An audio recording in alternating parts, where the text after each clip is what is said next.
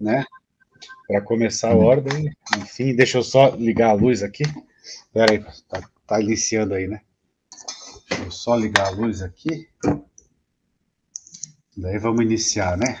Enquanto o pastor não ora, eu vou acrescentar aqui, porque essa sua palavra aí, Lucas, me fez linkar aqui alguma coisa que eu não entendia, mas eu passei a entender agora. E quando o pessoal faz macumbaria, eles pegam a roupa de alguém, alguma coisa da pessoa, porque tem o cheiro da pessoa. Agora que eu linkei, entendeu? Entendeu? Entendi. Eu linkei o negócio agora, porque realmente faz sentido, não é? Você pega algo que pertenceu àquela pessoa, aquele algo ficou impregnado ali do cheiro, das emoções da pessoa, e eles usam aquilo para fazer a feitiçaria, não é? Gente, interessante isso, eu não tinha pensado nisso. Faz sentido, é isso mesmo. O mundo espiritual, ele é muito óbvio, e ele é tão óbvio que está na nossa frente e a gente não entende. É engraçado isso. E normalmente faço. Meus amados. Deixa eu toda vez que eu vou doar, por exemplo, vou doar uma roupa ou vou jogar um sapato fora, antes de fazer isso, eu agradeço a Deus por aquilo. É intuitivo, né? Senhor, obrigada por essa roupa, ela me serviu, agora tira toda a energia, toda a minha energia dessa roupa, e aí eu despacho aquilo, mas sempre foi intuitivo, né? Agora você veio aqui contando isso, eu digo, meu Deus! Roupas, objetos ficam impregnados de demônios e espíritos, dependendo da pessoa. Eu não acreditava nisso, eu achava que isso era maluquice dos outros, era espiritualismo exagerado, mas, assim, quando você vai aprendendo sobre o mundo espiritual, você começa a conferir situações e situações, porque Paulo fala, né, que o homem espiritual confere coisas espirituais com espirituais, né? Você não tem relação material das coisas, só tem lá no mundo espiritual à medida que você tem experiências, aí é que você tem isso aí. Tá bom. Tem mais coisas para falar, mas hoje uma aula ainda é de Apocalipse. Tem aquelas... Pode falar. Quer falar alguma coisa? Pode falar. Amém, Jesus. Quer acrescentar? Sim, tá bom.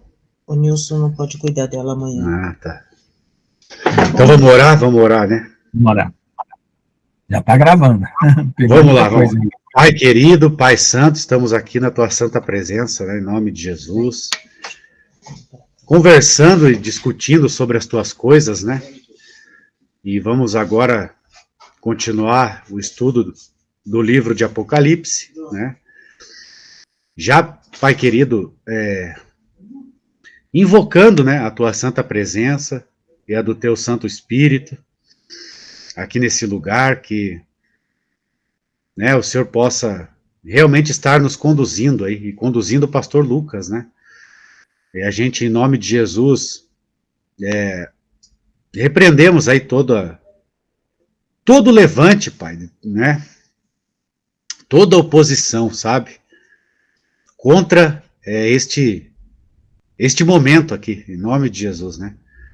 E eu peço a tua bênção para cada um, peço que o Senhor abençoe, Pai, a cada um aqui. Abençoa a irmã Célia, Pai querido, o irmão Geraldo, né, o pastor João, a irmã Maria Margarida, a Nilva, a irmã Ricardina, Pai, abençoa cada um. Nós repreendemos toda oposição, né, o Senhor, repreendemos, sabe, todo impedimento, sabe, que o inimigo faz para as pessoas não estarem aqui, né?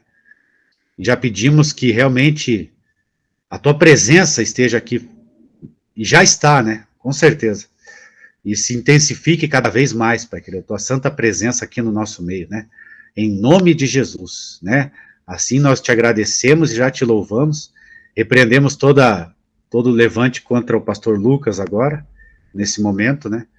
E que realmente ele possa estar sendo inspirado pelo Santo Espírito de Deus, Pai querido. Assim nós oramos e te agradecemos. Em nome de Jesus. Amém, amém, amém. Glória a Deus.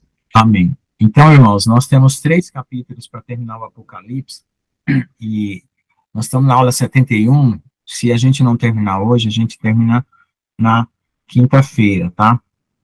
Aí eu vou dar um tempo aí, de uma semana, 2 no máximo, para fazer a propaganda do próximo curso, que é Guerra Celestial, que nós estávamos comentando aí na entrada, né? Então, esse curso de Guerra Celestial, ele é muito pesado, porque é como mexer num vespeiro. Então, é assim, não é brincadeira. A gente fala de Apocalipse aqui, porque a gente está vivendo, né, está sofrendo as coisas dos últimos tempos, e cada um tem a responsabilidade individual de orar por si, por sua família, né, e a gente também ora, né, uns pelos outros. Mas eu quero dizer que quando a gente estiver mexendo com batalha espiritual, a gente vai precisar mesmo de pessoas orando constantemente, né, pessoas com compromisso de oração, tanto para orar por mim como pelas aulas, né, e eu peço que eu não precise mais ficar pedindo assim, ó, por favor, vamos orar, alguém orar. Então tem que ser assim, guerreiro de prontidão, tá? Por quê? Porque é pesado, e eu não sei qual o nível e qual a situação que Deus vai dar para a gente fazer esse curso. Por quê? Eu posso contar simplesmente uma história que se encaixa com a Bíblia, que se encaixa com a ciência, com o mundo espiritual, com várias vertentes de doutrinas espirituais que estão aí, né? Porque o inimigo, né, nós sabemos que a palavra de Deus é verdade, mas nas outras religiões o inimigo, ele não usa tudo mentira. Ele tem verdades ali em outras religiões, em outros lugares. Mas para enganar, então ele tem que colocar da maneira dele. E ali, por exemplo, quando a gente estiver relatando coisas, como a gente acabou de relatar aqui, sobre o cheiro, que o pecado tem cheiro, e as pessoas transmitem emoções com cheiros, né, com hormônios, né, até feromônios também, que dizem, né, que exalam hormônios, né, e o inimigo usa isso, né, porque o mundo espiritual, ele tem várias categorias, né. Além do humano, nós temos o mundo espiritual maligno e o mundo espiritual de Deus, dos anjos de Deus e o próprio Deus. Então, o que quer dizer? Existe alguma realidade a mais que a gente não conhece. Os profetas bíblicos e o povo bíblico parece que tinham mais conhecimento dessas coisas. Então, a gente, quando entrou no materialismo, né, com a ciência, essa tecnologia, ela mascarou muita coisa no mundo espiritual. Muita, mas muita mesmo. É tanto que hoje, se você coloca 2 fenômenos que podem ser explicados pela tecnologia ou pelo mundo espiritual, e você fala assim, mas, poxa, como é que eu vou saber se essa explicação é a certa ou a outra? Porque nós fomos, assim, fechados a nossa mente, né? Com o passar dos anos, nós fomos fechados. É tanto que os profetas bíblicos e as pessoas que tinham comunhão com Deus não tinham tanta dificuldade de ter dons e revelações como a gente tem hoje, né? A gente tem aí pessoas que fazem até distinção entre a comunhão e os dons, né? Tem gente que tem dons e não tem comunhão com Deus e faz as coisas para se engrandecer, e tem gente que tem comunhão com Deus e não tem tantos dons, né? E quer servir por amor. Então, eu vejo, assim, que o maior compromisso mesmo tem que ser pela base, né? A base do seu relacionamento com Deus tem que ser o amor, e os dons é o efeito do amor de Deus em você para você servir. Porque senão fica invertido, você vai servir a você mesmo, e assim por diante. Então, nós somos uma geração muito, assim, desordenada, né? Até no livro de Enoque falou que nós teríamos problemas com os calendários, com os tempos, com as datas, que o homem esqueceria, não saberia, né, olhar os tempos e as estações. E por isso que Jesus, lá em Mateus 24, falou, vocês têm que aprender a olhar os tempos e as estações. E aí chamou aquele povo lá até de hipócrita, né, falou, hipócrita, vocês não sabem ver os tempos e as estações, como é que vocês não conhecem isso? E nós estamos o contrário até dos hipócritas, né? Os hipócritas sabiam ver os tempos e as estações, e nós não sabemos ver os tempos e as estações, né? E aí estamos dormindo espiritualmente, tá? Então aí, vocês orem aí, porque é o Senhor que tem que decidir isso, não sou eu, tá? E eu não quero fazer uma empreitada que eu chamo de sacrifício de tolo. Sacrifício de tolo é quando você quer fazer obras da alma da sua alma, do seu interesse, do seu ânimo, do seu projeto espiritualista, e aquilo não está agradando a Deus porque é um esforço a mais que você vai comprar uma guerra desnecessária. Agora, se você dá um curso, alguma coisa que é guiado por Deus, pelo Espírito de Deus, aquilo vai ajudar as pessoas, vai libertar as pessoas, vai ser pelo Espírito e não pela alma, porque eu estou aprendendo a distinguir as coisas do Espírito e da alma, e é uma coisa que a gente é muito, às vezes, crente de alma e não de Espírito. Então, é uma coisa assim que eu quero fazer mesmo por amor a Jesus, por amor a vocês, por amor à obra de Deus, tudo, e não para produzir conhecimento, porque até é uma caixa de Pandora, né, vocês sabem, né? Você abre um negócio lá e aparece todo tipo de luta espiritual, e qual é o resultado disso? Enfraquecer vocês? Derrubar vocês? Não. Então, não quero esse tipo de coisa, né? Porque tem pessoas, é como o que eu falo, né? Tem cirurgiões e eletricistas, e pessoas que mexem com radiação. Então, cirurgião é uma pessoa que sabe fazer um corte sem estragar duas veias que estão do lado. Então, tem pessoas com especialidade. Eletricista, pessoas que fazem uma montagem no fio, com o transformador de 2.000 volts ligado e não toma choque. E tem o cara que mexe com a usina nuclear, que troca o plutônio lá pelo rádio, pelo polônio lá, e não explode a usina. Por quê? Porque são habilidades. Então, espiritualmente, nós temos habilidades. E a gente não pode, assim, cobrar que todo mundo saiba mexer com plutônio, que todo mundo saiba mexer com uma cirurgia. Eu estou comparando isso para o mundo espiritual, para vocês terem uma ideia. O que todo mundo seja um eletricista. Não, eletricista espiritual é um eletricista que sabe mexer com coisas perigosas, entendeu? Então, eu estou fazendo 3 comparações para vocês entenderem que são especialidades. Então, qual é a vantagem de você abrir um leque desse assim? Né? É se as pessoas realmente puderem ser úteis naquela sua especialidade, porque aí você também tem que ser prudente, conhecer o seu limite e falar, não, nessa área eu não vou entrar, isso é para fulano, para ciclano, para beltrano. Né? E esse exemplo está muito claro agora para nós, aqui da Igreja Shekinah, depois que o pastor João trouxe a Vicky. Você vê que a especialidade da Vicky em espiritual é diferente da Erin. Né? Então, só por 2 exemplos, você vê que tem uma família de pessoas, cada um com uma especialidade espiritual, né, pelo dom, pela condição que Deus deu, né? E o Senhor falou ultimamente que tem 2 características dentro de nós, a condição e o conteúdo, né? Qual é o seu conteúdo e qual é a sua condição? Por quê? Porque o mundo espiritual é umas batalhas seríssimas, seríssimas. Os anjos têm que, às vezes, até tirar uma coisa da mente, fazer você esquecer, às vezes fazer você perder um compromisso, para você não entrar numa luta desnecessária, às vezes não falar uma palavra que atrai coisas. Você veja como o cuidado de Deus é muito grande e detalhado sobre nós. Por quê? O Senhor Jesus falou para Erin, e até eu falava para o pastor Jones, né? O Senhor Jesus falou para Erin esses dias, numa carta, que ele não contou determinadas coisas, porque ele falou para Erin que se ele contasse, o diabo ia lá e ia mudar. Olha o que Jesus falou. Ele falou assim, eu esperei Satanás determinar que aquilo vai ser daquele jeito, para eu poder contar para você. Olha, isso aqui é uma Matrix, gente. Quem assistiu o filme Matrix sabe o que eu estou falando. No que o filme Matrix era? Uma batalha entre 2 mundos, um fora da Matrix, dentro da Matrix, e aí quando aqueles tomavam uma atitude, a Matrix ficava sabendo que aqueles tomaram uma atitude, já mudava a configuração dela. Se alguém não assistiu o filme Matrix, o primeiro, pelo menos, assista, né? Não vá se mergulhar nisso, porque isso é até pesado também. Mas olha como que é o mundo espiritual. E nós estamos na igreja há muito tempo, vivendo de forma desinformada espiritualmente. A gente não sabe lidar com a eletricidade espiritual, com a radiação espiritual, com a cirurgia espiritual. Né? Às vezes o eletricista quer fazer uma cirurgia, o cirurgião quer mexer com eletricidade, o que mexe com radioatividade quer mexer com cirurgia, quer dizer, papéis trocados. E é sério. Ora, se o Senhor não conta ordem de acontecimentos, porque a estratégia de batalha, porque a coisa é complicada mesmo. E é o que eu sempre falo, vamos ter cuidado com as nossas palavras. Se você fala uma palavra que não é de Deus, você está fazendo um corredor enorme para os demônios passar por ele e vir atacar ou você, ou sua família, ou alguém, por quê? Porque as nossas palavras abrem caminho para os anjos, mas o diabo tenta nós para abrir caminho para eles.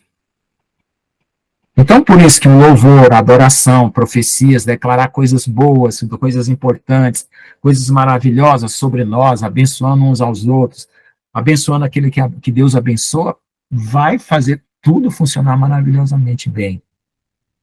Mas se a gente for solícito na nossa carne, da nossa própria vontade, de reclamar, de blasfemar, de falar coisas, de querer criar situações que não tem necessidade de você falar aquilo, é imprudência.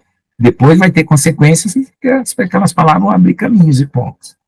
Então, uma coisa muito séria que eu tenho prestado atenção, muito, muito, mais essa sensibilidade espiritual. Porque nós somos como Deus. O que nós falamos gera coisas. Nós somos um micro-Deus, só que nós somos um micro-Deus sem a glória e sem a santidade. Então, por isso que Jesus morreu por nós, para nos trazer a justiça, a santidade, e nós podemos viver com Ele. Amém? Pode falar, tia Ricardo. Introdução aqui, pelo que nós vamos falar. Pode falar. Só para testemunhar isso aí que você está falando, eu verifiquei algumas vezes que eu fui convidada a pregar na igreja. Eu normalmente, antes de pregar, eu fazia aquele ritual ali de fazer jejum, pedir ao Espírito Santo para me dar discernimento e me preparava, tá? Para que eu internalizasse aquela sabedoria primeiro para depois passar. E algumas vezes que eu preguei na igreja, no dia seguinte parecia que eu tinha levado uma surra. Eu estava mal, como se eu tivesse mesmo levado uma surra. E eu não tinha ainda reparado nesse detalhe. Aí, eu conversando com o pastor da igreja, eu comentei com ele: poxa, pastor, preguei ontem e hoje eu estou com o corpo quebrado, parece que eu levei uma surra. Aí ele falou assim: irmã, é assim mesmo. Cada vez que a gente vai pregar, a gente entra em batalha espiritual, porque o demônio nunca quer que a gente fale a palavra de Deus, e ele vem e bate na gente para a gente não continuar. Então, eu achei muito interessante. Agora, você, com essa palavra, está aí testificando, né, o que o pastor falou e o que eu senti, né? Então, isso faz sentido. E eu estou falando isso para quê? Para testemunhar que realmente isso acontece comigo. Se acontece comigo, acontece com outras pessoas, né? Com certeza. Pois é, eu tenho até uma experiência para contar. Tem um irmão aí chamado Daniel Rayá, que é casado com a Margarida Luz lá. E a história está bem complicada aí entre eles. A gente está sabendo de um lado da história, daí eu estou tentando saber do outro lado. E só pelo fato de eu começar a orar por esse casal, Satanás veio aqui, do meu lado aqui, ó, falou assim: você vai entrar nessa conversa? Se você entrar, eu vou retalhar a sua família. Desse jeito aqui, falando comigo. Quando foi hoje, quase que eu discuti com a minha filha, por bobeira. Você entendeu? Então, o que acontece? A gente, às vezes a gente está se servindo só a si mesmo, né? Orando pela sua própria família, pela sua própria vida, mas vai tentar interferir na vida do outro, do que o outro está passando, está sofrendo, tentar ajudar um casamento a se restaurar, tentar ajudar uma vida a se recompor diante de Deus. Meu Pai do céu! Aí você vê o inimigo ativo. Como que eu falo? Não confie na sua carne. A sua carne se comunica com o inimigo. Então ande no Espírito. Porque o Espírito, ele é guiado por Deus. Então, o que acontece? Os seus pensamentos começam a ser influenciados e você daqui a pouco está em luta, em depressão, né? Porque está fazendo as coisas sem prestar atenção e sem clamar a Deus. E sem se cobrir com o sangue de Jesus e levantar as armaduras, né? Capacete de salvação, coração da justiça, assim, que é o básico do básico de um soldado, né? Eu já falei de outras armas que tem. Então, é tudo isso, mas a gente precisa fazer. A gente precisa batalhar, precisa ganhar almas, precisa ganhar vida. Por quê? Porque além do que nós estamos trazendo o reino de Deus para a terra, nós estamos apressando a volta de Jesus, como fala, que o apressar é fazer coisas do reino aqui na terra. Nós também estamos ganhando galardões, né, celestiais, boas obras em espírito, né, que é aquilo que o Senhor quer que a gente faça, segundo o que Ele coloca para nós fazermos, né, para que nós tenhamos isso para toda a eternidade, que essas obras, boas obras, nos acompanhem por toda a eternidade como galardão, como algo que você conquistou. E às vezes tem situações que Deus não fala se você tem que entrar ou não. E Ele quer saber o teu coração, o quanto você ama o teu próximo, o quanto você está disposto a pagar o preço por alguma coisa do teu próximo, né? E Deus deixa você, para ver como você se comporta, como você vai. Antigamente, eu me poupava muito espiritualmente, sabe? Assim, eu não entro em briga e tal. Porque quando eu me converti, eu era muito corajoso. Depois eu apanhei de algumas lutas espirituais, fiquei meio converdão. Agora eu estou entendendo que eu posso entrar, mas eu tenho que ter essa sabedoria por bem. Você pode falar, pastor João? Exatamente, pastor Anil, exatamente. Falou na mosca. O que ela falou aqui? Autogestão do inferno, essa comunicação. Tá, o que eu queria só tocar no assunto aqui, né, para não passar esse vídeo ao redor do mundo, que o demônio apareceu para o Senhor e te assustou. Depois daquilo, o Senhor fez o quê? O Senhor parou de interceder para os irmãos? Não fez o que Claro que não, exatamente o contrário. Bom, eu só queria falar isso aqui porque para o pessoal saber que a gente não é a covardia do derrotado. Tá bom, então. Não. Eu falei, você não é meu Deus, você não manda em mim, você não tem nada comigo, rapaz. O que você quer? Sai da minha frente. Aí ele falou, eu vou te retalhar. Eu falei, eu vou com Deus. Eu trato com Deus. Lá o escritório, eu lá em cima. O seu aqui embaixo. Amém? Vamos lá então, irmãos. Paz do Senhor Jesus. Para todos, vamos ler a nossa aula. Então, essa é a situação que nós temos aí. Juízo, dia do juízo final, né? 10º dia do 7º mês, o último Yom Kippur. O último Yom Kippur é o último dia do perdão. E aí vem o julgamento do grande trono branco, que é chamado de o julgamento, o último grande dia. Então, nesse último grande dia, depois do milênio, e é o final de tudo mesmo, e depois desse julgamento, vai ter novo céu, nova terra. Tudo isso aqui vai mudar. Tudo. Teve um pastor que foi, eu não me lembro qual era o nome desse pastor que ele teve lá em São Carlos. Ele era médico, e não sei se ele já faleceu, porque ele era bem mais velho, né? E ele estava no carro dele andando nas ruas de Brasília, e um cavalo daquela cavalaria do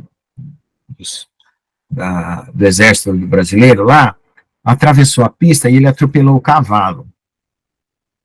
Quando ele atropelou aquele cavalo, o cavalo com o carro tombaram e o cavalo esmagou a cabeça dele. A pata do cavalo esmagou o cérebro dele. E aí o homem ficou todo despedaçado, né? O cavalo pisoteou ele dentro do carro, aquele atropelamento. E os médicos em Brasília, eu não me lembro o nome dele, reconstituíram o corpo dele por uma ética médica. Falando, ele é o nosso colega, nós vamos reconstituir o corpo dele como se ele tivesse sobrevivido e por uma ética médica. Enquanto isso, ele foi no céu. Foi uma das primeiras experiências de quase morte que, na verdade, foi morto, né? Eu ouvi na igreja, ele testemunhou na igreja. E o que ele falou foi uma coisa interessante. Naquela época, ele falou assim, olha, você penteia o cabelo e passa o pente para o seu amigo. Eu andei com Jesus, e se eu tivesse que pentear o meu cabelo, ou passar o pente para Jesus, pentear o dele, ou dele para mim, eu teria feito, porque era muito real e muito nítido. Enquanto para vocês o Apocalipse, a Bíblia, é uma coisa muito fumacenta, imaginária, para mim foi real. Foi a primeira vez que eu vi um testemunho desse tipo, assim, mostrando a solidez no mundo espiritual. Aí ele falou uma coisa interessante, ele falou assim, aqui na Terra, nós temos uma explicação científica para tudo. A gente sabe que tem o átomo, a molécula, que tem a reação química, e a gente tem uma ciência para explicar e tal. Você sabe como que vai ser lá no céu? Ele falou, tudo porque Deus quer. Não vai ter como estudar as coisas.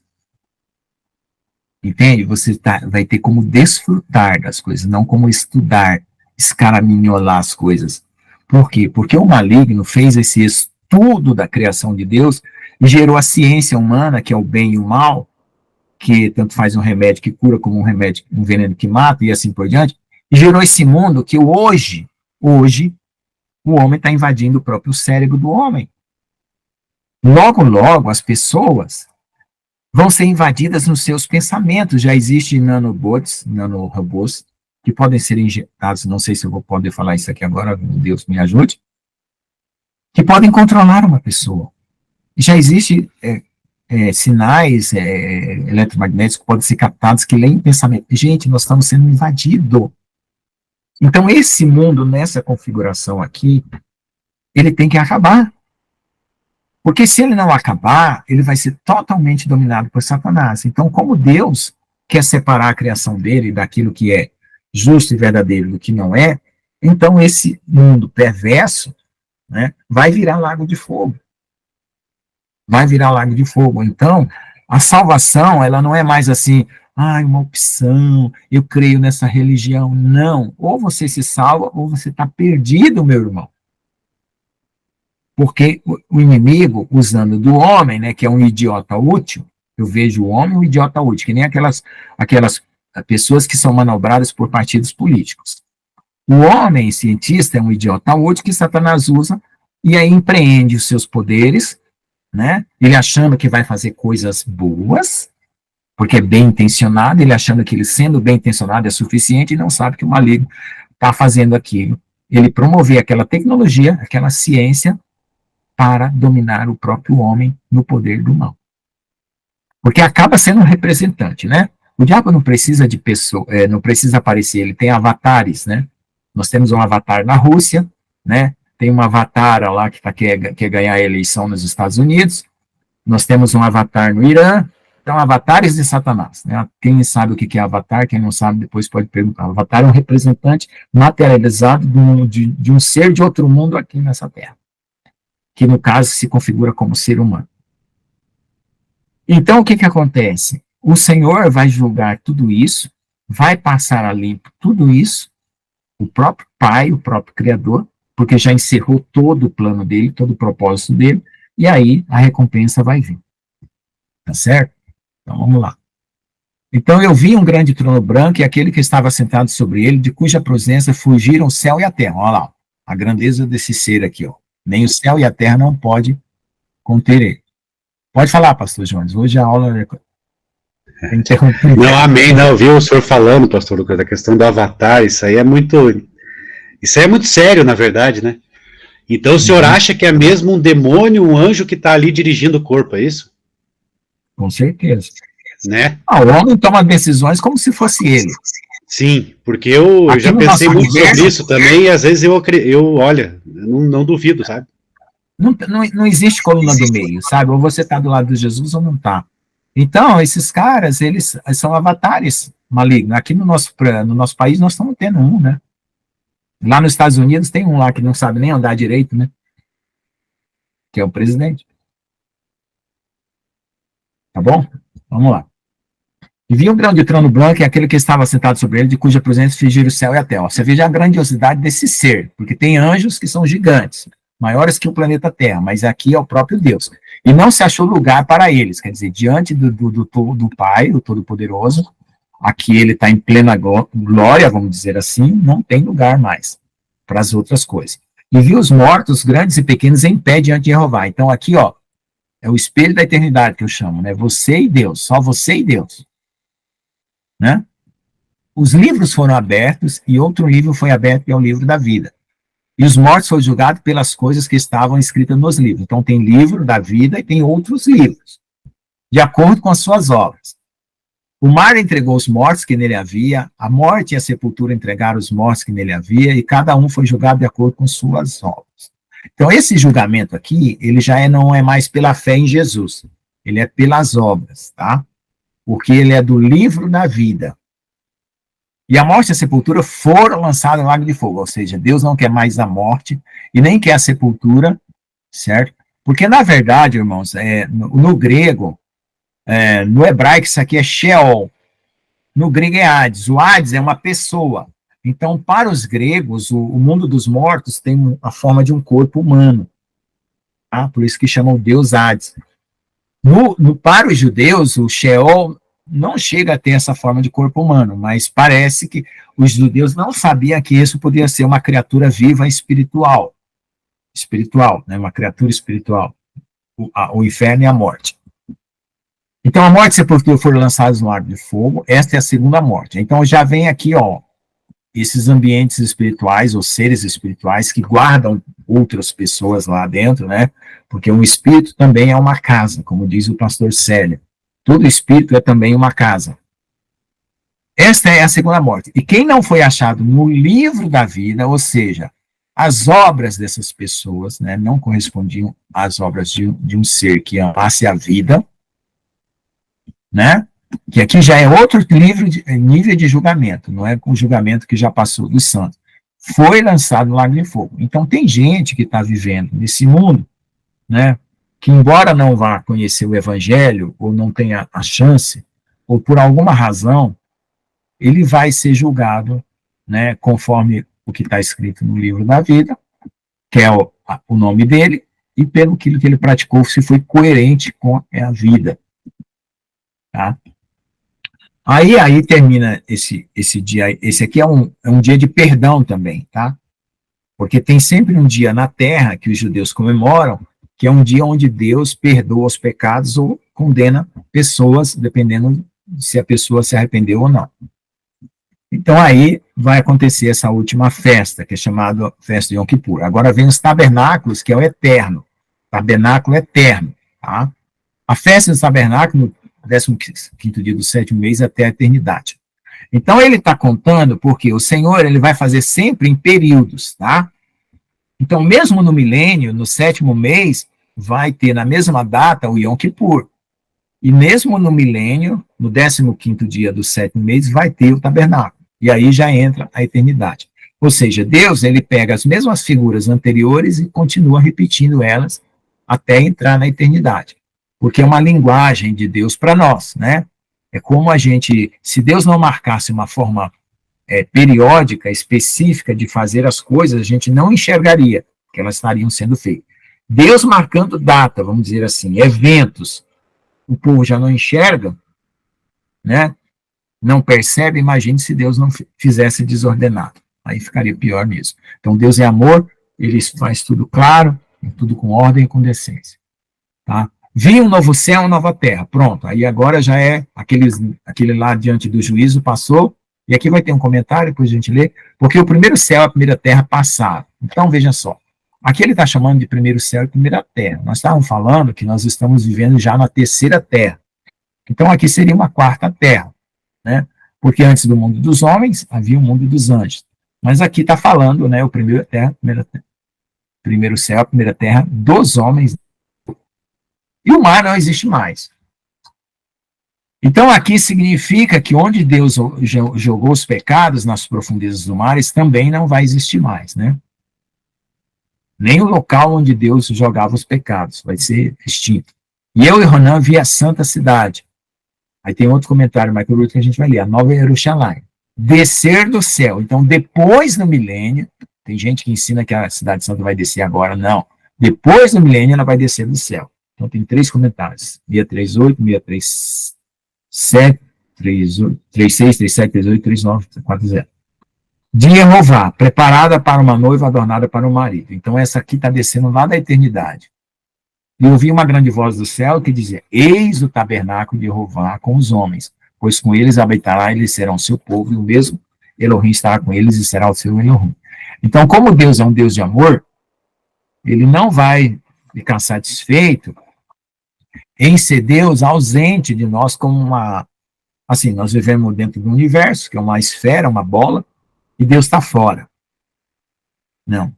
Ele não é um Deus assim ausente, ele quer participar, ele quer ter comunhão, ele quer estar junto conosco. Então é por isso que está dizendo aqui que agora Deus pode vir morar com a gente. Agora Deus pode vir morar, porque a santidade dele é tão grande que se ele viesse aqui agora, destruiria tudo, explodiria tudo, queimaria tudo, e morreria tudo e ninguém se salvaria.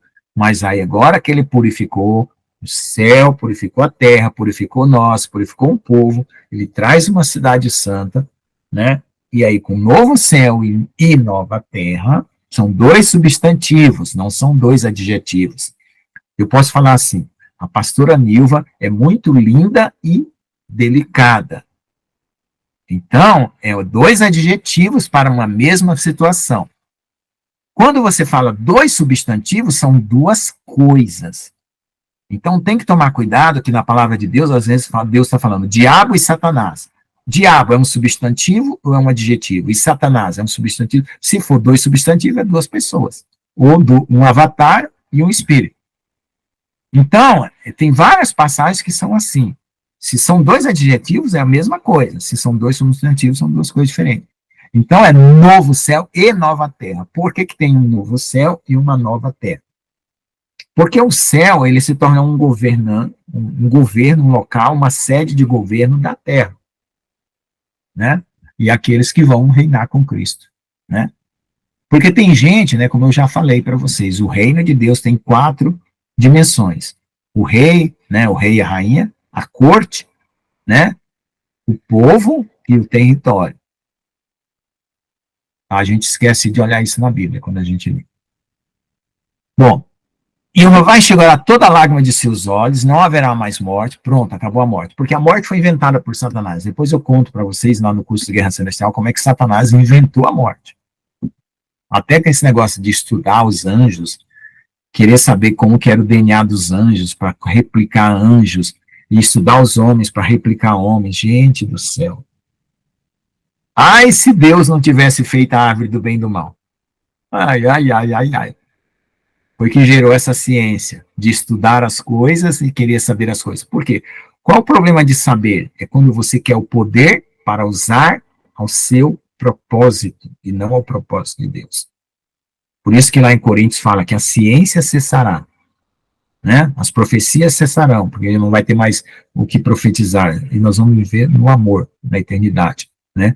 Aí por isso que todo mundo fala que vai ser monótono, só amor. Não, o amor é coisas excelentes sendo construídas sem o pecado. Tá? Aí vê lá, não haverá mais pranto, não haverá mais clamor, não haverá mais dor, porque as primeiras coisas são passadas. Aqui está passaradas, está errado aqui. E o que estava sentado no trono disse, que é o próprio Pai, né? Eis que faço nova todas as coisas. E ele me disse, escreve, porque essas palavras são fiéis e verdadeiras. O que ele quer dizer com isso? Lá em Salmo fala que Deus cumprirá todo o seu desígnio e todo o seu propósito. Apesar de Satanás, dos homens criarem os seus propósitos e lutarem contra Deus, o que vai prevalecer é o propósito de Deus. Por isso que ele pede para nós orarmos, seja feita sua vontade, porque assim também você participa dela. E ele me disse, está feito, pronto, concluí tudo. Eu sou o Aleph e o Tav, o começo e o fim. Os sedentos darei gratuitamente fonte da água da vida. Aquele que vencer dará todas as coisas, eu serei Elohim, e ele será meu.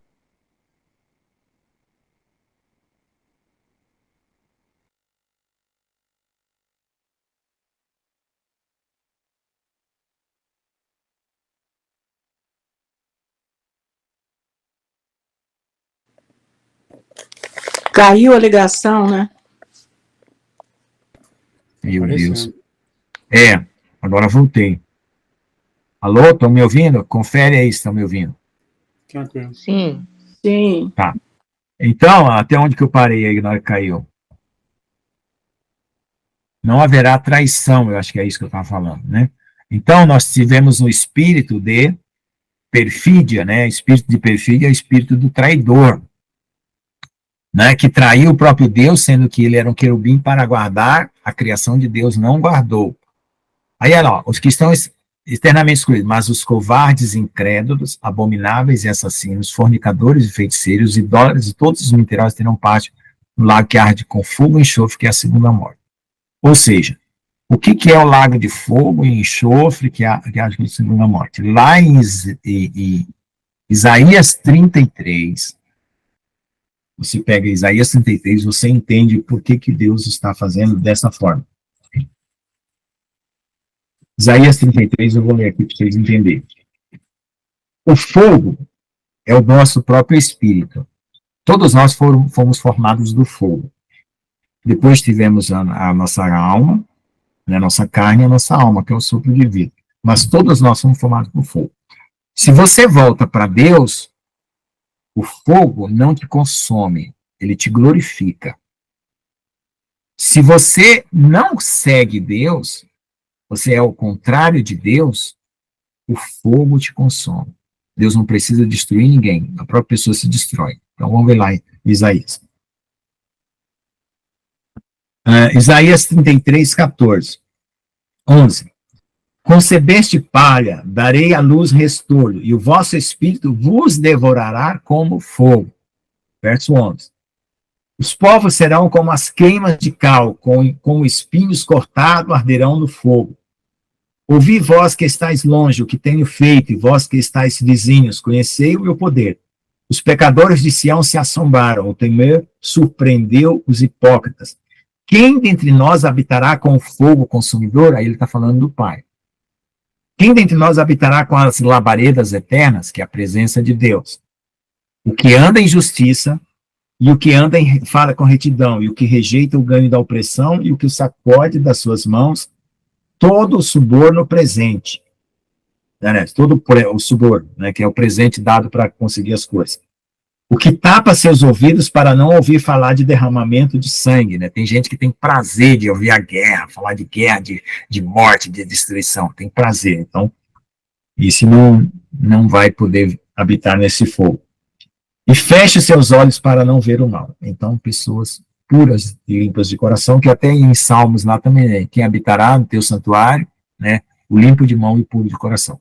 Então, irmãos, o próprio espírito da pessoa, né, que não se aperfeiçoou no amor, que não retornou para Deus, vai consumir ela. É como se você pegasse uma brasa que está se autoconsumindo, juntasse com outra brasa, com outra brasa, com outra brasa, no mesmo local, vira esse lago de fogo. Tá? E isso o próprio Deus me mostrou. E ele pegou, quando eu era novo de crente, e existia uma confusão entre inferno e lago de fogo. Um dia Jesus me arrebatou no sonho, Pai, ele falou, Lucas, eu vou te explicar o que é inferno e o que é lago de fogo. Eu perguntei para o pai, falei, pai, se eu entrar no lago de fogo, o que acontece? Ele falou assim, experimenta. Aí eu entrei, eu pensei que era uma piscina. Não, a gente não sente nada. Os santos não sentem nada no lago de fogo. Então só arde por causa do pecado. Entendeu? Descrição da casa eterna da noiva. Então um dos 7 anjos que tinha 7 taças cheias das últimas 7 pragas veio a mim e falou comigo dizendo, agora é um dos anjos lá da taça que já aconteceu, vem aqui e te mostrarei a noiva, a esposa do cordeiro, né? Ele me levou em espírito a uma grande alta montanha e me mostrou a grande cidade santa de Jerusalém que descia do céu, que é aquela que já foi falada lá. Tendo a glória de Jeová, e seu brilho era semelhante ao de uma pedra preciosíssima, como a pedra de jaspe, resplandecente como o cristal. Tinha um muro grande e alto com 12 portas, e nas portas 12 anjos, e o nome escrito que são as 12 tribos dos filhos de Israel. Para o leste 3 portas, ao norte 3 portas ou portões, né? Ao sul 3 portas, ao oeste 3 portas. Essa aqui é a mesma configuração do acampamento dos judeus ao redor do tabernáculo, tá? É a mesma configuração, tá bom? Ficavam 3 tribos para cada direção, norte, sul, leste e oeste. E o muro da cidade tinha 12 fundamentos, e sobre ele o nome dos 12 apóstolos do Cordeiro. Quem falava comigo tinha uma cana de ouro para medir a cidade, suas portas e seus prumos. A cidade é quadrada em seu comprimento e igual à sua largura, e mediu a cidade com a cana 12.000 estádios, que é aproximadamente 2.195 quilômetros em cada direção, que é mais ou menos a largura do Brasil, tá? Só a cidade, ela é a largura do Brasil, ou daqui de Curitiba até o Piauí, tá? Mais ou menos isso. Ou até mais, né, porque até o Piauí dá 1.800, 1.600 quilômetros, dá um pouco mais, então é uma cidade gigantesca. O comprimento, a altura e a largura são iguais, é como um cubo, né. Ele mediu o seu muro, 144 côvados, né, você divide por 2, você tem 1 metro, né, 144 por 2 dá quanto? 72, né, 72 metros de altura. O material do seu muro era jaspe, mas a cidade era de ouro puro, semelhante ao vidro puro. Os alicerces da muralha da cidade estavam adornados com todas as pedras preciosas. A primeira fundação foi de jaspe, segundo safira, terceiro ágata, quarto esmeralda, quinto ônix, sexto cornalina, sétimo crisólito, oitavo berilo, nono topázio, 10º crisopázio, 11º jacinto, 12ª ametista. Os 2 portões eram 12 pérolas, cada uma das portas era uma pedra, e a rua da cidade era de ouro puro, transparente como vidro. Então, eu vou parar aqui só para ler esses comentários aqui do Michael Root. Né? O primeiro comentário que ele está falando aqui é 64636, né? Foi lá em cima. Deixa eu ver aqui onde foi. 636. O que era? Aqui. Novo céu e nova terra. Depois a cidade santa, a primeira terra passar, a cidade santa, Nova Jerusalém, a descer do céu e adornada para o marido. Depois tem não haverá mais morte, mais dor. Tem vários comentários aqui, vamos lá. Vamos na sequência. Então, eu vou ler apenas os que são fora de Apocalipse, porque o do próprio Apocalipse já está no contexto, tá? Então, o primeiro é sobre a Nova Céu, Nova Terra. Então, vamos lá, 65:17. 65:17 diz assim: porque eis que crio novos céus e nova terra, e não haverá mais lembrança das coisas passadas, nem mais se recordarão. Tá? Então, pronto, nós não vamos precisar lembrar das terríveis coisas que nós vivemos aqui, e das maldades e de nada. Né? Não haverá recuperação dessa maldade de forma nenhuma. 66:22. Porque o novo céus e nova terra que hei de fazer estarão diante da minha face, diz o Senhor, assim também há de estar a vós, a vossa posteridade, o vosso nome. Então, a gente vai viver na presença da face do Todo-Poderoso, de Deus, que a gente não suporta isso hoje. Se a gente for ver a face de Deus hoje, vamos ser fritados. Tá bom? 2 Pedro 3:3. Então, aí já é a santidade, né, do povo de Deus, que pode viver na presença de Deus, sem ser fulminado, né, por causa do pecado. Né? 3:13. Mas nós, segundo a promessa, aguardamos novos céus e nova terra que habita a justiça. Agora, 6:37. 6:37 fala de céu e a terra passaram. Aí vamos lá para 2 Pedro 3:10. Mas o dia do Senhor virá como ladrão de noite, no qual os céus passarão com grande estrondo, e os elementos se desfarão, e a terra e as suas obras se queimarão. Quando ele fala elementos, irmãos, ele está falando de planetas, tá? Por isso que lá naquele curso, O Princípio e no Fim, eu concluí que o sistema de planetas era aí houve uma mudança, que era quando Satanás ainda era um querubim da guarda. Deus colocou o Sol, a Lua, as estrelas, virou esse sistema de planetas da agora. E aí agora vai mudar o sistema de planetas. Você não vai, os astrônomos não vai olhar lá Júpiter, Saturno, Urano, Netuno, Plutão, como não. Por isso não tem Blue Beam que imite essa volta de Jesus. Se aparecer um fantasminha no céu aí, se avisa quem está achando que é Jesus voltando, que é fake, tá? Que vai chacoalhar mesmo todo o sistema solar. E eu, quando era novo de crente, eu via as estrelas correr no céu como se estivesse virando, assim. Alguém já foi num planetário? Alguém já foi num planetário? Quem foi num planetário, levanta a mãozinha aí. Lá em Brasília tem um planetário. Isso, pastor João. Então, vocês já viram lá eles girando o céu no planetário, né? A abóbada celeste. Então, foi mais ou menos aquilo, a abóbada celeste girando. É claro que não é o céu girando, somos nós girando, né? Então, a Terra vai ser estrondoso. Vai ser de arrepiar todo mundo, né? Então, vamos lá. 2 Pedro 3:10, Apocalipse 20:11, Isaías 52:1. Isaías 52:1 está falando.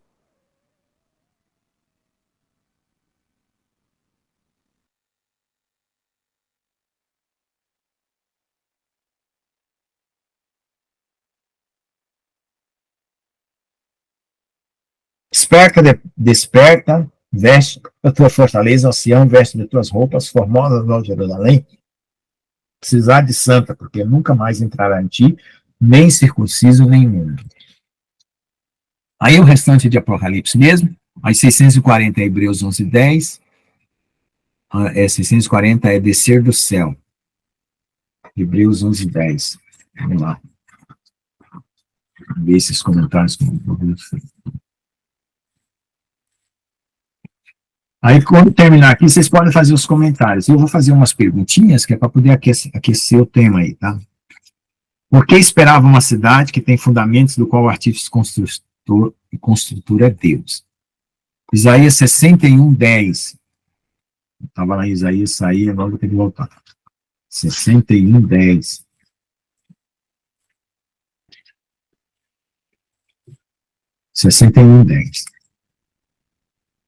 Regozijei muito no Senhor e na minha alma se alegrará. No meu Deus, porque ele me vestiu de roupas de salvação, cobriu-me como um manto de justiça, como um noivo que se adorna com turbante sacerdotal, e como a noiva que se enfeita com suas joias.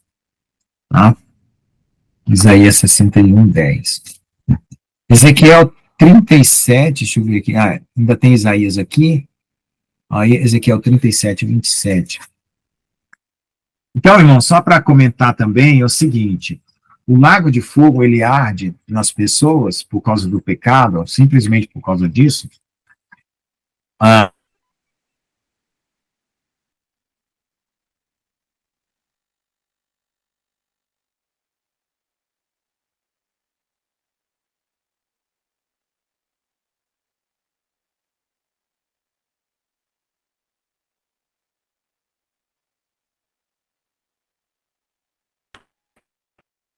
Caiu a conexão de novo? Caiu. Ele trava um pouco,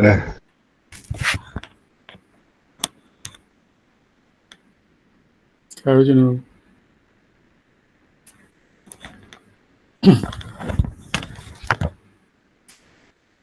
Alô? Tá falando. Alô? Sim, agora. Tá caindo e voltando, é porque eu estou numa VPN aqui. Talvez eu precise sair e entrar de novo. Eu estou numa VPN aqui por causa dos sites que eu estava consultando hoje. É a VPN lá dos Estados Unidos, né? Será que não está tendo problema lá nos Estados Unidos? Vem aqui falar, filha, não estou conseguindo.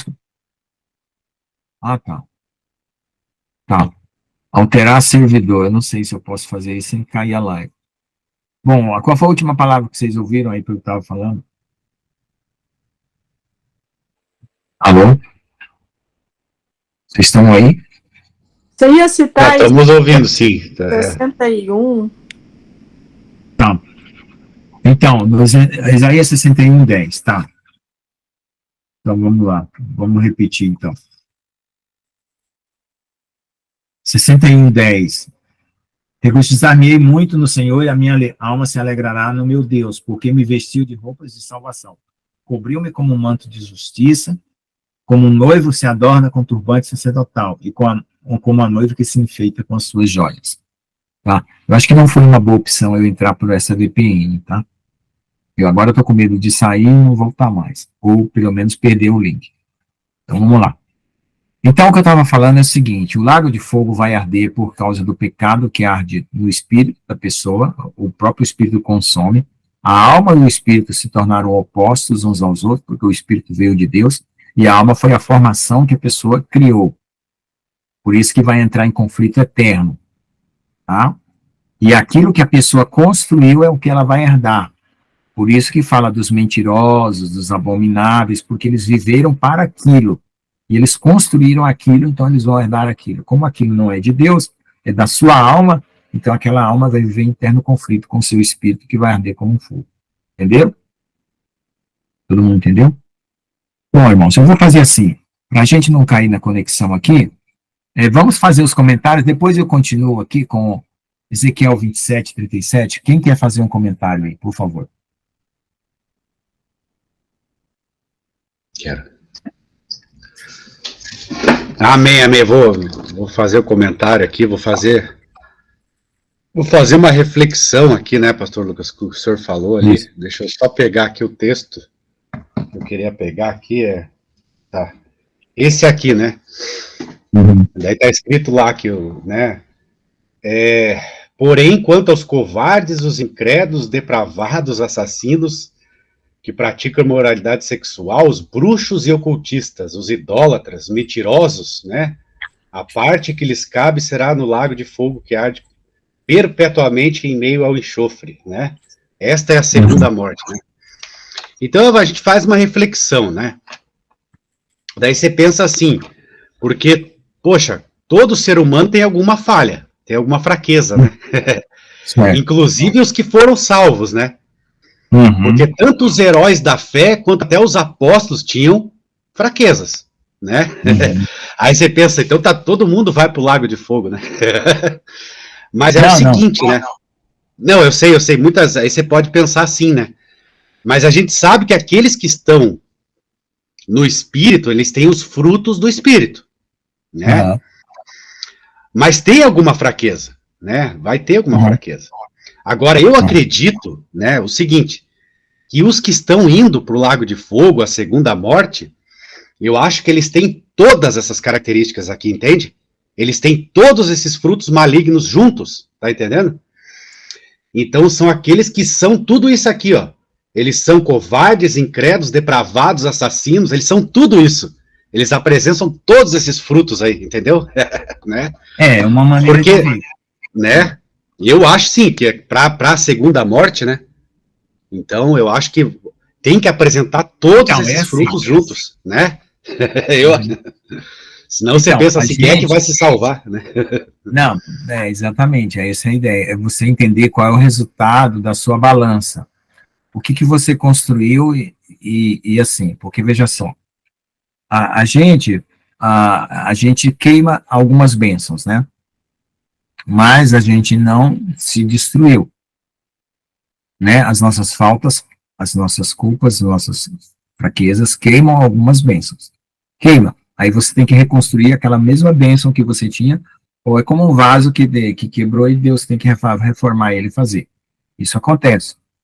Mas o resultado final, né, que é o que você construiu, é para que lado da vida você caminhou. Você pode caminhar para o lado de Deus ou para o lado contrário. E aí é que você tem a conclusão, né? Porque tem um versículo que diz, a árvore cortada, uma vez cortada, cai e tomba naquele lugar e não se move mais. Então, quando é que a árvore é cortada? Quando a pessoa morre. E ali tomba, e aí recompensa de tudo que aconteceu na história da vida. Então, essa é a situação. Por quê? Porque não é a questão assim, porque quem é mal é intencionalmente mal, é dedicadamente mal, sabe? Ele ama aquilo, ele se apropria daquilo, sabe? Nós somos tentados pela nossa condição humana em fraqueza. É claro que sempre você pode recorrer a Deus por causa disso, porque Deus, ele sabe que você não consegue vencer Satanás. Então, quando Satanás ele te dá um drible, né, que nem no jogo de futebol,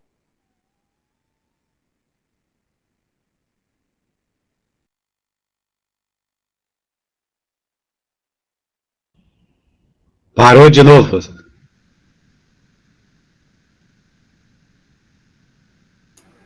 Caiu, né?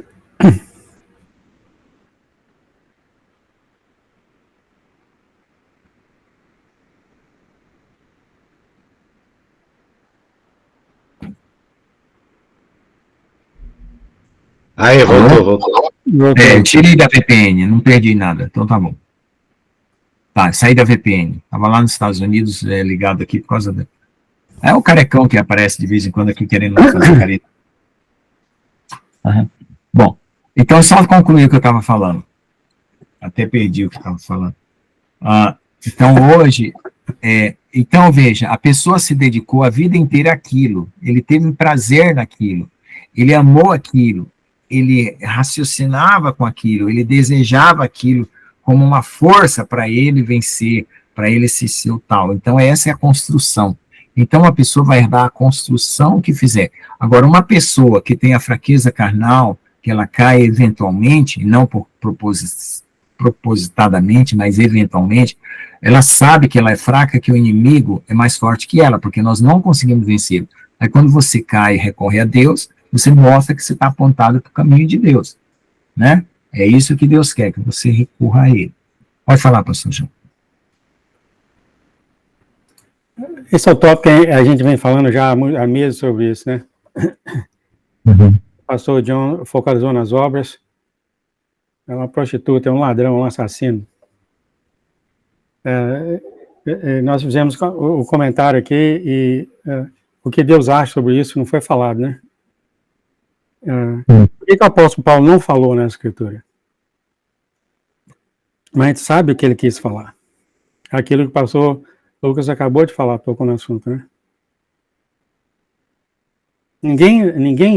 Nenhuma pessoa que vai cair no lago do fogo tem nenhum ciclo de pensamento no Senhor Jesus. Nenhum. Todas essas obras que o pastor Jones falou, mas, né? Nenhum deles ama Jesus. Nenhum deles. A gente vem falando isso já há meses, né, queridos? Eu não entendo o Senhor. De acordo com as Escrituras, todo aquele que clama no Senhor não será salvo. Nenhum desses ladrões, prostitutas, isso, foi aquilo que o pastor Lucas falou aqui. Eles gostam de fazer isso, mas é uma coisa que é muito importante falar, esse vídeo vai correr ao mundo. Isso aqui são pessoas que conhecem Deus e negaram Ele, tá? Negaram Ele. No olho, no mano a mano. Porque se Deus julgar todos nós de acordo com obras, está todo mundo no lago de fogo. Eu acho que tem uma passagem que fala até mentira. Coitado do João. Né? Então, esse é o entendimento que a Igreja de Deus não falou ao mundo e que o apóstolo Paulo deixou, mas eu acho que ele sabe o que era para as pessoas entenderem o que ele está falando, né? Não é que ele contradiz ele mesmo em livros diferentes, né? Todos esses assassinos, esses brutos, um rei Davi na vida, o rei Davi, não vai ter nenhuma alma sequer que tenha um microlésimo de amor por Jesus, ou conhecimento de Jesus, se jogar naquele lago do fogo. Eles vão todos subir no céu, com esses atributos que o pastor John falou aí. Eles vão todos subir para o céu, porque eles estão no Senhor. Agora, por toda a eternidade, eles vão ser moldados no caminho do Senhor. Ou é isso, ou as Escrituras estão quebradas. E, é claro, o amor de Deus não é conhecido ao mundo por causa disso, né? É só isso que eu queria falar, o pastor Lucas tocou nesse assunto, né? Isso aqui são pessoas, eu, João, pessoalmente, acredito que não são 100% humanos, né? Mas aqui é o João, são híbridos, ou todo tipo, né? Porque eu acho que quando Deus criou o ser humano, ele colocou uma sementinha de amor, de eternidade por ele no ser humano. Então eu acho, o João falando, tá? Eu estou estendendo bastante aqui, né? Que todo aquele humano que Jesus aparece para eles vai cair todo no joelho e chorar quando ele fizer isso. E ele vai fazer isso. Ele vai fazer tudo que ele faz para as pessoas. É só isso. Isso não é minha aula, né? Do pastor Lucas. Eu só queria falar isso, que é um assunto muito, muito importante, né? Porque Deus não é conhecido como Deus do amor. É só isso, então. Desculpa, tomou muito tempo, pastor. Então, para a gente entender melhor isso aí, se a gente tiver a nossa visão de obras, como o pastor João falou, realmente não tem nenhum digno, porque você está querendo cumprir uma lista para dizer que você está aprovado. Quando você fala de fé, você muda o paradigma para a seguinte situação, veja só, você é carne ou é espírito?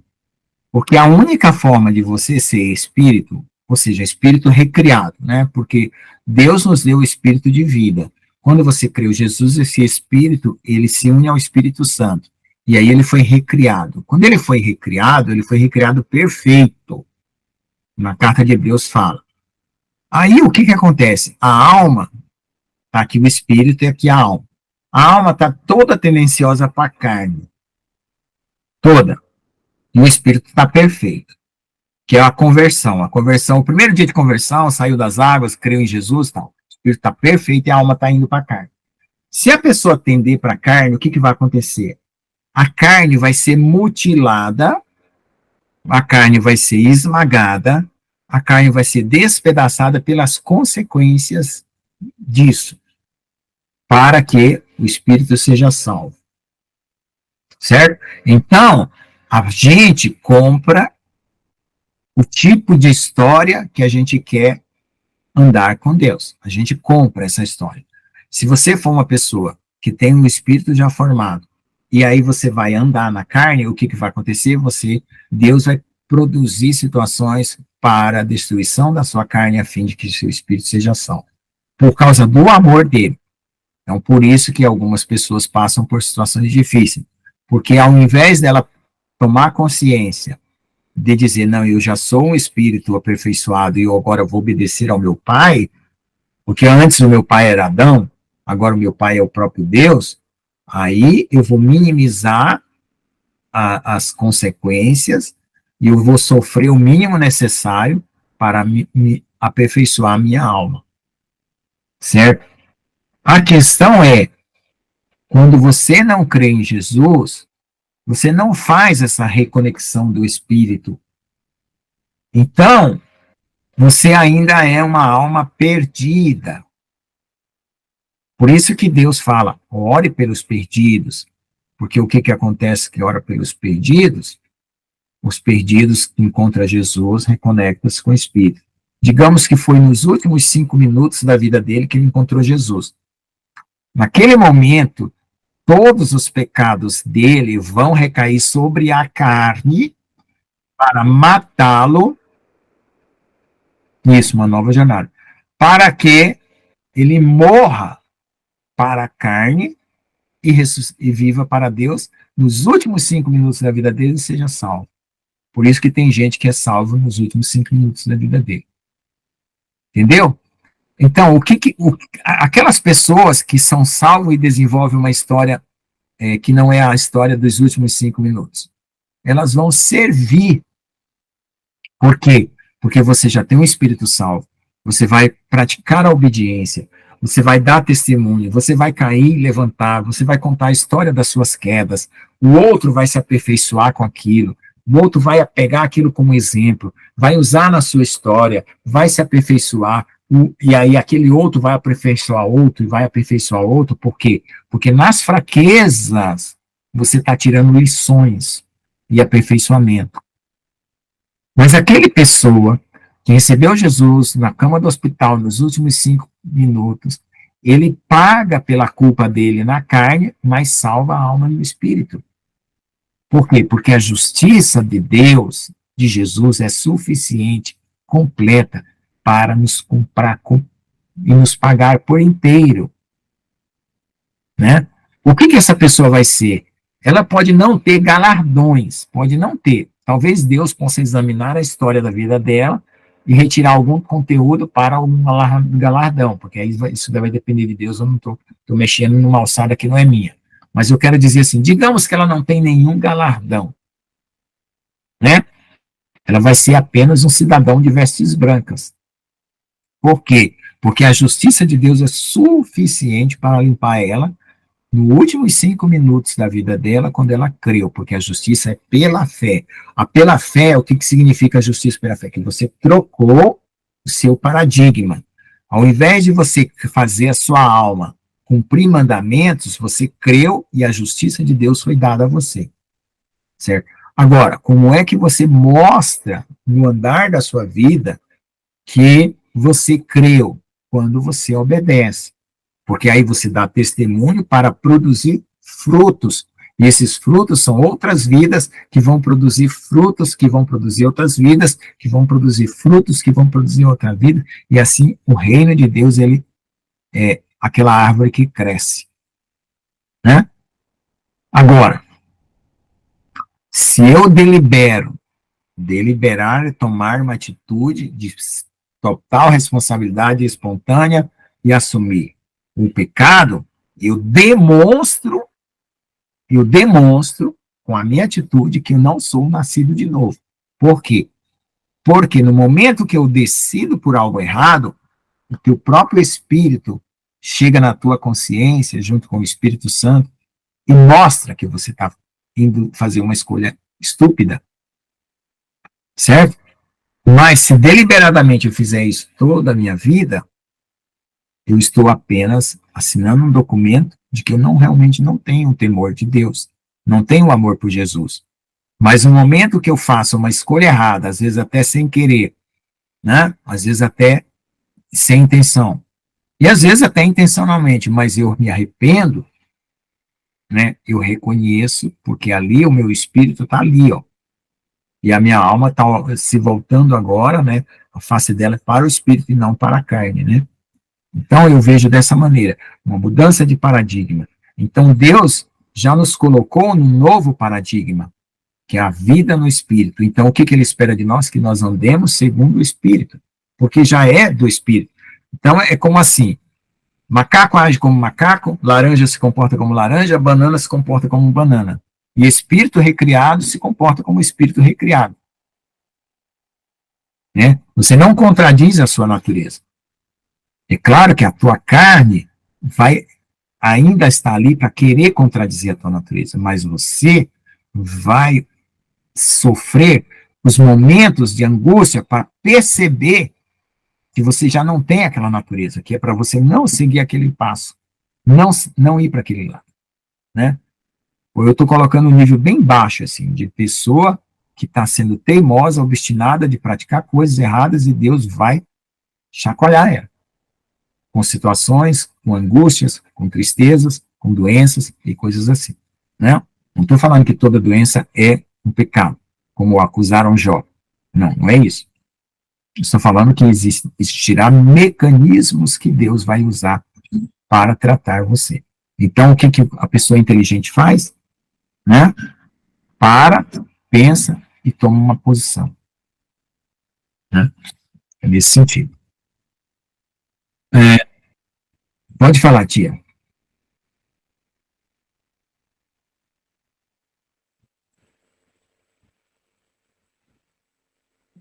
Pode falar. Tá falando no mudo, hein? Se estiver falando, tá no mudo. Estava no mudo, desculpa. Tudo isso que você falou aí tem muito a ver com o mito da caverna de Platão, né? Que a caverna simbolizava o mundo onde todos os seres humanos vivem. As sombras projetadas em seu interior representam a falsidade dos sentidos, enquanto as correntes significam os preconceitos e a opinião que aprisionam os seres humanos à ignorância e ao senso comum. Então, resumindo isso aí, né? Você já falou bastante sobre isso. É exatamente isso. Esse mito da caverna simboliza, né, a busca pela verdade e a libertação da ignorância e do engano. Só que o ser humano, ele faz a escolha dele, né? E muitos têm preguiça de pensar. Ou eles fazem ouvido de mercador, né? Lá no Nordeste diz, O pessoal às vezes não conhece esse ditado, tia. No Nordeste se diz, ele se faz de moco, né?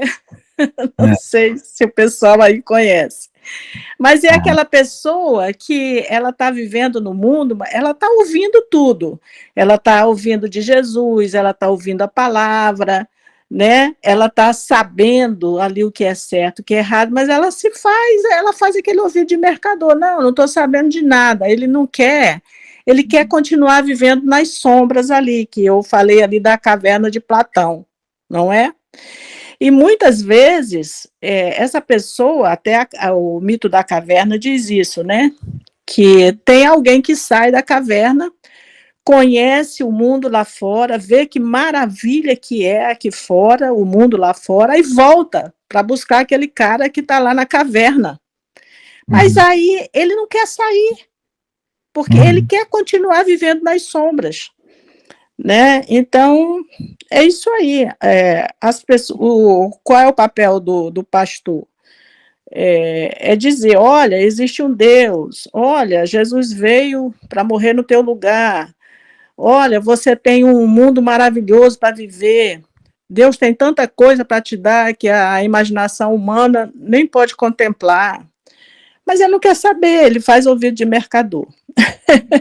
Enfim, eu quis trazer aí o simbolismo da caverna do Platão, quem tiver um tempo procura ler, E vai entender melhor, né, que Platão já trouxe isso aí, Lucas, que você está falando, ele trouxe ali nessa argumentação da caverna. Tá certo. Então, os gregos tinham esse mito da caverna porque eles buscavam a sabedoria, né? Lá na palavra de Deus, nos provérbios, fala que a sabedoria traz vida. E a sabedoria é o próprio Jesus. Então, quando Jesus se encarnou e João escreveu o Evangelho de João, ele respondeu muitas dúvidas que os gregos tinham sobre essa sabedoria, sobre isso. Agora existe também, tia, uma mudança assim, sabe? Uma mudança de 180 graus, vamos falar assim. Porque você pode ser uma pessoa bem entendida, buscar a sabedoria, e aí Deus vê o teu andar, o teu caminhar, e faz uma alteração eterna dentro de você. Certo? Que é a mudança de paradigma que eu falo. Essa alteração eterna da consciência, que é a própria consciência de Deus vivendo em você, ela vai reformar a sua vida, e as coisas que você utilizou no teu caminho de sabedoria vão servir de adubo, né, como o esterco é um adubo, para produzir uma coisa numa etapa superior. Eu vou dar um exemplo bem claro. Existe um padre católico, que ele foi um dos maiores filósofos da antiguidade, se chama São Tomás de Aquino. Ele foi tido como santo. Ele estudou a Bíblia no maior mínimo detalhe. Eu tenho os 5 volumes dele, de 5.000 páginas, cada um dele. Ele estudando versículo por versículo, detalhe por detalhe, sabedoria por sabedoria. Aquele padre fez. E ele foi considerado um padre angelical, porque ele era doce, ele era amável. Ele se autoconstruiu, vamos dizer assim, pela sabedoria. No final da vida dele, Jesus aparece para ele. E no final da vida dele, Jesus dá a vida eterna para ele. Troca aquele paradigma dele, que já estava bem feito, ele foi muito criterioso, muito temente, leu a Bíblia, se estudou, e aí Deus vai lá e dá o prêmio. Coloca um paradigma eterno nele. Aí ele fala, no final da vida, Jesus fala assim: você falou muito bem de mim, quando Jesus apareceu para ele. Você é um homem louvável, né? Deu assim um elogio para ele. Você falou muito bem de mim, mas eu vou te mostrar a vida eterna agora, um novo nível. E Deus deu a ele a vida eterna. E aí ele escreveu dizendo que aquilo que ele fez, de todo conhecimento, de toda sabedoria, ficou apenas abaixo daquilo que ele alcançou. Que aí ele alcançou um outro nível, quando ele decolou, né? Ele decolou. E ele conta isso no final da vida dele. Então, Deus espera que todo homem procure Deus. E espere que todo homem seja criterioso, como foi São Tomás de Aquino. E aí que Deus, no final, dá esse salto para ele, para a eternidade, que é um paradigma eterno, que ele não conseguia alcançar. Com toda aquela sabedoria, ele não ia conseguir alcançar. Ele apenas se tornou um homem bom, bondoso e tal, né? Entendeu bem a Bíblia, mas aquele decolamento, ele não conseguia se Jesus não viesse. Aí, esse homem está salvo, está ótimo. E aquele perturbado, maconheiro, desarraigado da família e tal, o que Deus faz? Deus entra direto no coração dele, revela a graça dele, e faz ele saltar para a vida eterna. Aí, ele pode ter uma história aqui ainda na Terra, de reforma da vida da alma, dando testemunho dessa mudança, porque essa mudança ela começa e vai sair para fora, e ele vai ser um cristão que testemunha de uma obra na vida dele.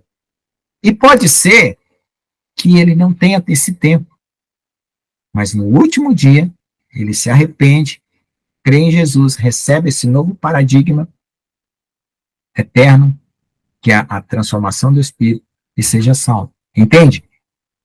Por quê? Porque existe o caminho do sábio, que decola, existe o caminho do tolo, que Deus tem misericórdia e decola. E levanta ele, faz a decolagem. Então, no final das contas, o que é? O que conta? É você abrir o coração, né?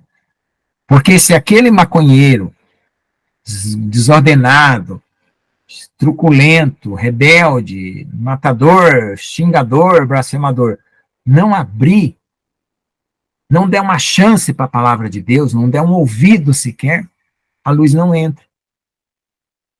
Entende? Então, quando a gente ora por uma pessoa que está na Cracolândia, está se destruindo o seu cérebro, o seu corpo, a gente está clamando para que o Espírito Santo de Deus entre naquele coração, por uma brecha, por alguma forma que ali aconteça, uma abertura para que essa luz do Evangelho entre e ele salte. Porque ele não tem obras dignas de uma salvação. Mas o São Tomás de Aquino, que era um homem criterioso, também não podia comprar a sua salvação por todas as boas obras que ele fez. Entende? Aí entra o papel da graça, que a graça ela te levanta de um estado sem você merecer. E mesmo que você mereça, o teu merecimento não é suficiente para comprar. Então a graça tem que descer até você e te transportar para cima. Então eu vejo nas duas situações o extremo do sábio e o extremo do tolo, o amor de Deus. Não sei se vocês conseguem entender isso. Então, independente do que a pessoa seja, suja, imunda, ladrão, salteador, leve a palavra de Deus. Leve a palavra de Deus. E dê àquela alma a oportunidade dela abrir uma brecha para a luz entrar. Se ela abrir uma brecha e a luz entrar, elimina aquelas trevas instantaneamente. Mas se nós não pregarmos, aquela alma não vai receber aquela luz, ela não vai ter aquela oportunidade de abrir. Se nós não orarmos, aquele coração não vai ser quebrantado pelas circunstâncias para um momento que um evangelista chegar, ele abrir o coração. Eu vejo dessa forma, né? Que aí inclui tudo que o pastor João falou, da pessoa nas piores condições, como inclui tudo que a pessoa nas melhores condições. Inclui os dois extremos, né? Entendeu? Aí tem panos para manga, né, para a gente conversar sobre esse assunto, muita coisa.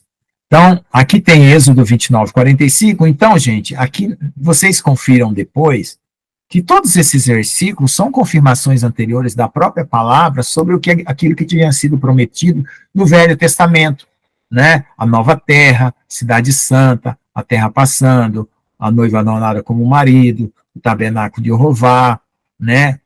Os sendo Deus, nosso Deus por toda a eternidade, são todos esses comentários aqui, tá? Agora eu vou ler aqui. 646, vamos ver aqui o que é o 646, deixa eu ver aqui, 644, onde é que tá, Jesus? A esposa do cordeiro. Essa é a descrição do palácio residencial do cordeiro e sua esposa. Seus habitantes são o cordeiro e a sua esposa, a esposa sendo a descrição do corpo dos crentes, que são amados da maneira mais profunda de um ser humano pode compreender, que um ser humano pode compreender, o amor que um homem tem por sua esposa. A esposa do cordeiro não é uma mulher, mas apenas uma metáfora. Esta metáfora pode se aproximar do amor de Yeshua por aqueles que ele voluntariamente deu sua vida. Então é por isso que usa a figura do esposo, né, porque é a coisa mais próxima, né, que um homem pode alcançar para fazer essa comparação, né, e aí é o amor de Deus pelo seu povo e pela sua igreja. Amém? Então, irmãos, aí aqui tem as últimas palavras, né, eu vou deixar para a aula que vem, né, que é um templo, o templo de Deus no céu, tá? Então, alguém mais quer fazer algum comentário? Alguém completou? Porque, irmãos, é muito difícil eu fazer toda essa análise e essa declaração, esse detalhamento. Se o conteúdo de vocês não bater com os meus, vai ficar difícil vocês entenderem. Você vai pegar parte da mensagem, um pedaço aqui, aí você vai concordar com um pouco, concordar com ali. Eu me expressei o máximo que eu pude, tentei detalhar o máximo que eu pude para abranger o maior número de vocabulário de palavras que vocês conhecem para que vocês peguem captassem o conteúdo. Porque uma é a forma que a mensagem está em meu coração, outra é a forma como eu elaboro a mensagem e transmito, e a outra é a forma como vocês ouvem, e a outra forma é a forma como vocês recebem lá dentro do coração. Então, eu procurei aqui não ser legalista, né, de dizer que só aquele puritano que é boas obras que salva, e não ser perverso de se dizer assim, não, Deus está aceitando todo mundo, é só chegar lá que ele aceita. Não, porque existe uma transformação no íntimo, tá? Porque tanto o sábio, que foi muito polido em suas obras, precisa de uma transformação no íntimo, quanto aquele tolo da Cracolândia, que está se matando, e roubando, e se drogando, e mentindo, e fazendo um monte de coisa errada. Entendeu? Todos os dois precisam de uma mudança íntima, que é o milagre da salvação. Bem? Então, se alguém quiser fazer mais algum comentário, eu vou parar por aqui a gravação. Pode falar, tia. Não, a explicação que você deu, eu acho que até quem não tem essa sabedoria aí que você tem, entendeu, porque o senso comum nos orienta para isso, né? Um pode alcançar a salvação através do conhecimento, e outro pode alcançar, embora sendo alguém que não busca, mas no momento final, eu entendo que pela dor, né? Porque muita gente... Porque a dor vai ser consequência do tipo de vida que ele teve, né? Exato. Porque muitas vezes ele não quer ouvir, ele fechou os olhos, ele não quer ver, ele não quer ouvir, ele não quer falar. Mas ele tem uma alma dentro que dói, que sente dor. E ele sabe que existe um Deus que pode ajudá-lo naquela dor. Então, pode ser um ateu, né? Mas na hora da dor, ele vai se lembrar, olha, o único jeito que eu posso me livrar dessa dor é pedindo a Deus. Então, é o momento final que eu acho, né? Pode ser até os últimos 5 minutos dele. Então, quando ele reconhece ali que Deus pode tirá-lo daquela dor, ele vai clamar. Agora, se ele não clamar, é problema dele, né? Porque eu creio que Deus vai até as últimas consequências ali para convencê-lo, né? Que ele precisa abrir uma fresta, pelo menos, para a luz entrar. Porque se ele mantiver a porta fechada, a luz não vai entrar. Mas se ele pelo menos abrir ali, né, uma frestazinha, a luz penetra. E eu acho que só precisa, o homem precisa se movimentar, né? Porque às vezes... O mínimo necessário, né? O Deus quer ver o mínimo para te dar o máximo. Isso, porque não precisa você dar um passo largo para Deus. O amor de Deus é tão grande, tão infinito por nós, que você só precisa se movimentar, mover o corpo um pouquinho para frente para Deus, e ele já entendeu que você está se rendendo. É assim que eu penso. Imagine que o cara foi atropelado pela vida, esmagou todos os ossos do seu corpo. E o único nervo que ele tem é o do dedo mindinho para levantar e dizer um sim. Então, quando você fala eu estou falando a vida, né? Não estou falando... Pode estar até no hospital para levantar só, ele só faz isso assim quando ele quer café, almoço, janta, né? Para enfermeiro. Está tudo engessado. Mas digamos que foi a vida dele. E aí chega Jesus ali e mostra o amor dele por ele. E aí pergunta, você me quer? Você quer receber esse amor? Aí o cara só faz isso aqui, ó. Entende? Dá o sim. Então, eu vejo essa aí Deus suga ele. Então eu vejo esse extremo, né, que é totalmente plausível, né, diante de tudo que nós falamos aqui, como aquele que correu, se esforçou, né, porque nós, né, quando a gente pensa assim, eu quero servir ao Senhor, é porque você está tendo amor por todas as pessoas que estão ali, né, ao seu redor. Nesse mundo, como eu falei na última aula, né, eu, do meu ponto de vista, eu sou responsável por todo o meu resto, você, a pastora Nilva, do ponto de vista dela, é responsável por todo o resto, e o pastor João por todo o resto. Por quê? Porque é na minha consciência que eu vejo o mundo. Então, eu preciso projetar para mim um mundo, né, vamos dizer assim, pelo amor, que aí eu vou receber pelo amor, né? Então, do meu ponto de vista, eu vou querer que aquele se salve, que aquele se salve, que aquele se salve. Agora, se eu chegar com toda a luz e ele recusar, aí já não sou eu. Quer dizer, não é por minha causa, né? Eu não destratei a pessoa, eu não desprezei, eu levei, eu fiz a minha parte, né? Porque a gente quer sempre o resultado, né? Mas o resultado depende do outro, né? E a minha posição e a posição de cada um, né? Se Deus falasse assim, olha, você, do seu ponto de vista, eu quero que você desenhe um mundo perfeito que eu vou fazer. Digamos que Deus desse essa oportunidade para nós. Então, tem aquele cara que está lá na praça, lá na Cracolândia, ele está totalmente despedaçado. Eu quero, no meu mundo perfeito, eu quero que ele se salve. Pum. Aquele outro lá. Pum. Aquele outro lá. Pum. Entendeu? Então, aí eu oro. Esse mundo perfeito, eu demonstro ele no meu desejo, no meu coração, na minha oração. Agora, como o mundo vai ser realmente, depende dos outros decidir. Mas a nossa obrigação é sempre orar por esse mundo perfeito. Eu, você, a irmã, a tia Ricardina, a pastora Nil, o pastor João, para emanar isso, jogar isso como luz no mundo, jogar isso como luz, né? E aonde essa luz atingir, o Senhor vai usar dela para operar. Bem? Alguém pode orar, quer comentar mais alguma coisa? Já estamos quase 10 horas, teve gente que já saiu, porque já estamos no limite aqui da aula, né? Quem pode orar para nós pararmos a gravação? Eu vou Pode orar. falar. Peraí, o pastor João parece que quer ainda comentar. Pode comentar, pastor.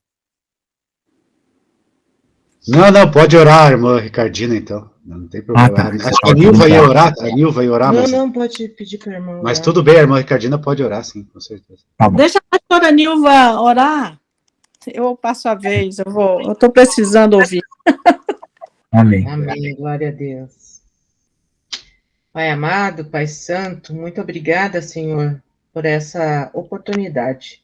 A oportunidade, Senhor Jesus, de estar nessa aula e de aprender mais.